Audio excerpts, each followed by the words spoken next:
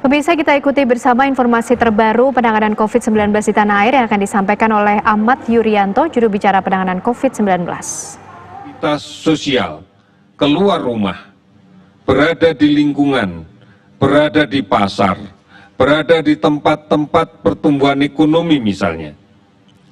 Kemudian melintas batas antar pemerintahan, ini menjadi sesuatu yang tidak mungkin untuk kemudian dicegah sepenuhnya. Karena konsep pembatasan sosial berskala besar adalah dalam rangka mengatur mobilitas sosial pergerakan manusia yang menjadi faktor utama di dalam membawa penyakit ini. Oleh karena itu, saudara-saudara sekalian, kasus inilah yang menjadi perhatian kita semua karena penularan penyakit akan bergerak bersamaan dengan pergerakan manusia. Kita mencatat di dalam akumulasi data yang kita peroleh sampai dengan saat ini bahwa sudah lebih dari ratusan ribu spesimen yang kita periksa. Kemudian juga puluhan ribu orang yang kemudian terinfeksi. Ini disebabkan karena dinamika pergerakan manusia di dalam kaitan dengan aktivitas sosialnya. Oleh karena itu, mari kita sama-sama menyadari betul bahwa bepergian, apapun alasannya, apabila tidak diperlukan sama sekali, sebaiknya tidak dilakukan. Apalagi mudik. Kami semuanya dan kita semua menyadari betapa beratnya beradaptasi dengan tradisi yang sudah dibangun begitu lama di dalam masyarakat kita untuk bisa pulang kampung, untuk bisa bersilaturahmi dengan keluarga yang ada di kampung. Namun situasi sekarang belum memungkinkan untuk itu. Oleh karena itu, ada satu hal yang harus kita lakukan. Kita harus bersabar menghadapi ini. Harus bersama-sama menghadapinya. Kalau tidak, maka ini akan menyulitkan untuk kita sekalian. Saudara-saudara, berikutnya akan kami sampaikan beberapa data terkait dengan perkembangan update di bidang kesehatan yang kita dapatkan pada hari ini. Bahwa sudah ada 69 laboratorium rapid time PCR yang sekarang aktif dan 35 laboratorium tes cepat molekuler yang aktif.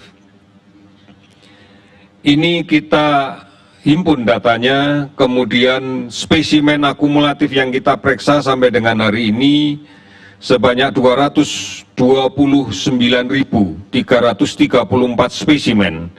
Hari ini kami melakukan pemeriksaan spesimen dan kemudian melakukan validasi data untuk kepentingan tracing sebanyak 9.359 spesimen. Dari jumlah ini kemudian yang kita dapatkan hasilnya sebagai berikut. Kasus konfirmasi COVID-19 meningkat sebanyak 634 orang. Sehingga totalnya menjadi 20.796 orang. Kasus sembuh meningkat 219 orang, sehingga total menjadi 5.057 orang.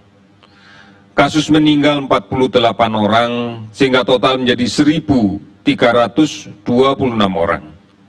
Sudah 395 kabupaten kota yang terdampak dari seluruhnya 34 provinsi.